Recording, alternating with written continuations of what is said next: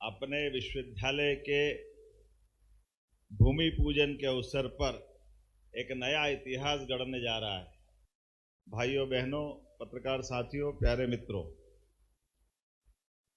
जितने अच्छे से इस विश्वविद्यालय की स्थापना के समय बात आना चाहिए वो एक एक करके सारी बातें आ गई। और किसी भी विश्वविद्यालय के स्थापना के लिए आदिकाल से हमारे अपने योगदान को लेकर के विस्तार से बात, हम तो क्या दुनिया इस बात को जानती। और इसी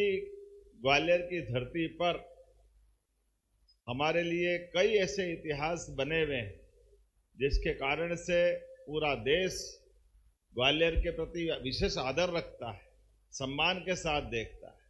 मैं आज के इस अवसर पर उच्च शिक्षा का ये सर्वोच्च संस्थान विश्वविद्यालय जो होता है, ऐसे में ये समाज के सहयोग के साथ जब ऋषि गालव विश्वविद्यालय की आज भूमि पूजन की आधारशिला रखी जा रही है, ऐसे समय में इसकी यात्रा की तरफ भी अगर देखते हैं, जो माननीय राजेंद्र जी ने कहा, माननीय इंदर सिंह जी ने भी कहा, सच में 85 वर्ष पहले 21 जुलाई 1941 को एक ऐसे अलख निरंजन व्यक्तित्व के धनी श्रीमान सदाशिव गणेश गोखले जी ने इस समिति की कल्पना की और इस तरफ कदम बढ़ाया। मैं उनको वाकई स्मरण करता हूं, जिनके कारण से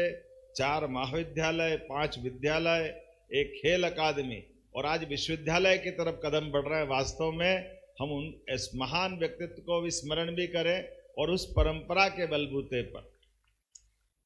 जो मुझे शिक्षा मंत्री ने बताया कि ये महाविद्यालय विद्यालय भी पूरे प्रदेश में एक विशेष पहचान रखते हैं। उनके अपने इस परिवेश के आधार पर जो कल्पना की गई, और ये भी बिल्कुल सही बात कि ये विश्वविद्यालय महाविद्यालय के अंदर आज के दौर में और प्राचीन दौर में भी वो सारे विकार भी है और हमारा विचार भी। अगर तुलना ही करते हैं तो कभी कभी महाभारत के उस काल में भी एक विशेष तुलना दिखाई देती है। एक तुलना दिखाई देती है, भगवान कृष्ण कंस को मारने के बाद उज्जैन में सांदीपनि विद्यालय में शिक्षा ग्रहण करने आते, और विद्यालय में शिक्षा ग्रहण करने के साथ गरीब अमीर के बीच कोई पर्दा नहीं होना चाहिए, मित्रता की अद्वितीय मिसाल बनती है श्री कृष्ण और सुदामा की दोस्ती के माध्यम से। और एक और वहीं तत्कालीन थोड़े दिन पहले के विश्वविद्यालय से निकले हुए द्रोणाचार्य और द्रुपद जी का भी जमाना ध्यान में आता है, जिनने अपने आश्रम के समय विद्यार्थी काल में मित्रता के बलबूते पर, द्रुपद जब राजा बन गए यज्ञ के अवसर पर, द्रोणाचार्य उनको लगा कि मेरे मित्र राजा होगा, ये तो सब दे सकते हैं। और हमको मालूम है वो देने का भाव द्रुपद के पास जब पहुंचा तो द्रुपद ने द्रोणाचार्य को पहचानने से मना कर दिया। उन्होंने कहा तुम भूल गए, अपन तो वहां पढ़े जहां एक साथ आनंद के साथ रहते थे। तो उन्होंने कहा तुम कौन सी दुनिया में रह रहे हो भाई, वो गई बात जब स्कूल की बात थी। अब ये जमाना बदल गया, तुम कहाँ मैं कहाँ। और हमने वो वास्तव उस दौर का कठिन दौर भी देखा जब द्रोणाचार्य को ये बात चुभ गई और उनने अपने गुरुकुल में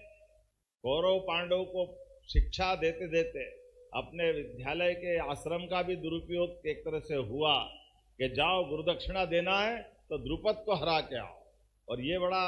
अलग प्रकार का रहस्य भी है कि कौरव पांडव एक साथ युद्ध कर रहे हैं और द्रुपद को हरा के आए और पकड़ के लाए द्रोणाचार्य के सामने। और उनने कहा चलो अब तुम बताओ तुम्हारे साथ क्या व्यवहार किया जाए। उन्होंने कहा आधा राज्य मेरे पास रहेगा, आधा तुम्हारे पास रहेगा। ये शिक्षा के दुरुपयोग का 5000 साल पहले का क्या भाव है। लेकिन मुझे इस बात की भी प्रसन्नता है इसी काल में और बाद के परवर्ती काल में, जैसे नालंदा तक्षशिला, दुनिया के अंदर मानवता की स्थापना की बात अगर कहीं पहुंची है तो हमारे लिए सौभाग्य की बात है। उसी काल में उसी दुर्व्यवहार का उदाहरण भगवान कृष्ण के माध्यम से सांदीपनि विद्यालय के लिए और सांदीपनि गुरुजी ने भी दिया। सांदीपनि जी का आश्रम जब स्थापित हुआ तो मूलतः तो वो बनारस के पास अपना विद्यालय आश्रम या विद्यालय चलाते थे, लेकिन अपने एक बच्चे को लेकर के कंस ने सत्ता पकड़ी और सत्ता पकड़ने के बाद जैसा कि होता है, कोई तानाशाह आता है तो सारी व्यवस्था ध्वस्त कर देता है, और ध्वस्त करने के कारण से भटकते भटकते सांदीपनि जी अपने बच्चों को लेते हुए घूमते हुए वर्तमान के प्रभास पाटन के क्षेत्र में पहुंचते, और तत्कालीन समय में जैसे आज़ादी के समय पे भी कई सारी राष्ट्र विरोधी ताकतें देश की सीमाओं पर अपने अपने कब्जे करके अलग से घटनाक्रम चलाती रहती, और ऐसा कहते कि सांदीपनि जी को पुत्र को पकड़ के उन्होंने कहा आपको बहुत अच्छी सभी विद्याएं आती है, सभी कलाएं आती, हमारे बच्चों को सिखाओ। लेकिन सांदीपनि जी ने अपनी जान की बाजी भी लगा दी, लेकिन विदेशियों के प्रति उनके दुराग्रह के कारण से राष्ट्रभक्ति का परिचय देते हुए अपने बच्चे को उनने बंदी भी बनते देखा, मार पिटाई भी सहन कर ली, लेकिन 6 माह के बच्चों को छोड़कर का आकर के अपने स्वदेशी का भाव, देशभक्ति का भाव जगा, 11 साल तक बच्चों को छोड़ करके शिक्षा देने का उदाहरण पेश किया। तभी तो श्री कृष्ण बनते हैं, तभी सांदीपनि श्री कृष्ण के इतिहास में वो बातें गुजरती है। इसीलिए जब हम भगवान कृष्ण के जीवन की तरफ देखते हैं तो मित्रता का, सुदामा और कृष्ण का इतिहास भी सबके सामने जाता है। तो जब अपनी सरकार बनती है तो मुझे इतना अच्छा लगता है कि सांदीपनि विद्यालय का नाम हमारे नए बनने वाले विद्यालय की तरफ रख करके उस गौरवशाली अतीत को जोड़ के देखते हैं।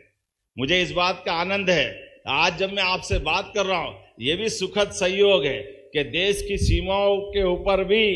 जिस प्रकार से राज्यों के साथ होना चाहिए, मैं बोलना तो नहीं चाहिए लेकिन फिर भी ये बात बोल ही देता हूं कि बांग्लादेश की सीमा पर भी अब हमारा अपना भगवा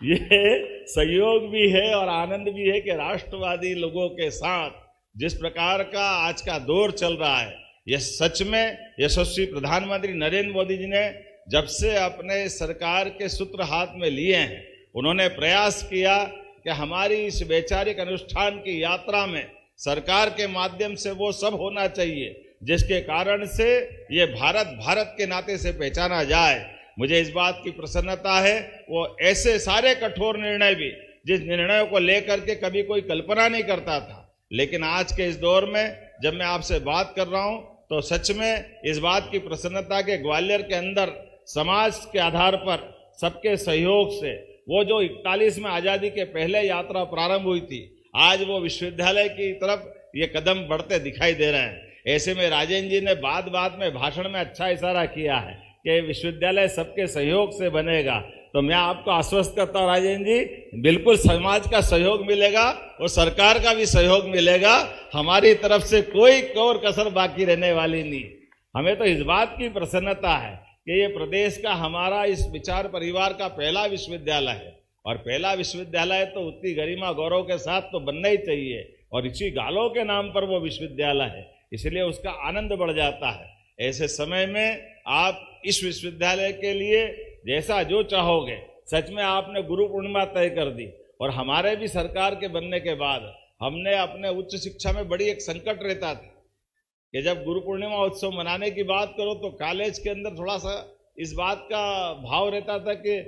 गुरु पूर्णिमा ये तो स्कूल वाले मनाएंगे, शिक्षक मनाएंगे, बाकी नहीं मनाएंगे। तो हमने कहा ये क्या झंझट है, तो बाद में ध्यान में आया कि एक काम करते हैं, ये कुलपति को ही कुलगुरु नाम कर देते तो गुरु पूर्णिमा अपने आप उच्च शिक्षा में भी मनने लग जाएगी। तो सरकार के माध्यम से इस मार्ग में चलते हुए हमने देश के अंदर अपना प्रदेश इस तरह से कुलगुरु का नाम करते हुए वाइस चांसलर को एहसास कराया कि सच में गुरु पूर्णिमा का जो महत्व है उससे क्या छिपा हुआ है। माननीय जयभान सिंह पवैया जी यहाँ बैठे, मेरे पहले शिक्षा मंत्री थे, आपने भी एक अच्छा परिवर्तन किया था कि जब अपने दीक्षांत समारोह हो तो दीक्षांत समारोह में वो काले जगले वगले पता नहीं कहाँ के कपड़े भगवान जाने कहाँ से आते हैं, इसलिए हटाहटू के अपने देश का अच्छा बढ़िया साफे के साथ कुर्ते पजामे के साथ जैकेट पहन करके दीक्षांत में जो आनंद आता है, ये परंपरा भी चालू की। और हर साल पुराने समय में कई कई साल तक दीक्षांत समारोह नहीं होते। मैं माननीय महामहिम जी को भी धन्यवाद देना चाहूँगा। अब हर साल हर विश्वविद्यालय में शिक्षा मंत्री जी भी है, हमारे समय से परंपरा चालू की, अभी भी चालू है, और ये चालू की कि हर साल दीक्षांत समारोह होना ही चाहिए। ये सच में शिक्षा के साथ समाज की जागरूकता के आधार पर शपथ दिलाते हुए उस परंपरा को तो स्थापित कर रहे हैं, लेकिन सच में अभी और बहुत काम करना बाकी है। ऐसे समय में शिक्षा के लिए आपके जीवन में शिक्षा का क्या महत्व है, उसको किस तरह से देखना चाहिए, ऐसे बहुत सारे प्रकार से। इसलिए कुछ अतीत के कई कारणों को खड़ा करते हुए हमने भी प्रयास किया है कि आज शासकीय विश्वविद्यालयों को भी सामाजिक या निजी क्षेत्र के विश्वविद्यालय सब में थोड़ा थोड़ा अंतर देखते हुए, इसलिए इसी संभाग के अंदर गुना के अंदर और गुना के साथ 3 नए विश्वविद्यालय हमारी सरकार के बनने के बाद खोले गए। इसमें टंटिया मामा के नाम पर अगर हम खरगोन में विश्वविद्यालय खोलते हैं तो ग्वालियर को गौरवान्वित करते तात्या टोपे विश्वविद्यालय गुना में स्थापित करते हैं, और वो हमारा अतीत का 1857 का वो युद्ध और उस दौर का संघर्ष भी याद करते हैं। और इसी के साथ सागर में डॉक्टर हरि सिंह गौर विश्वविद्यालय की जो स्थापना हुई थी, लेकिन वो जब सेंट्रल यूनिवर्सिटी बन गई, ऐसे समय में राज्य का विश्वविद्यालय की आवश्यकता थी, तो हमने अपने यहीं की रानी अवंतीबाई लोधी के नाम पर सागर में भी वो विश्वविद्यालय खोला। और सरकार बनने के साथ ही 55 एक्सीलेंस कॉलेज, जिसमें नई शिक्षा नीति के बलबूते पर समग्र शिक्षा के प्रयास किए गए। आज के इस अवसर पर जब मैं आपके बीच में बात करने के लिए या अपना विषय रखने आया हूं, तो पुनः